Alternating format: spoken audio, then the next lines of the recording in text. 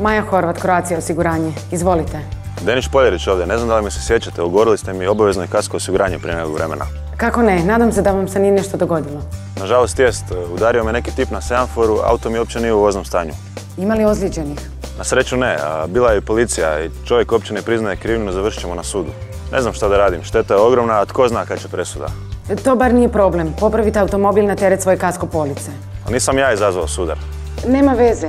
Ako sud presudi da niste krivi, šteta će se prebaciti na njegovo obavezno osiguranje, a vaš kasko bonus ostaće netaknut. Pa to je genijalno. Naravno. I što je najvažnije, auto će vam bez obzira na trajanje procesa biti kao nov već za nekoliko dana.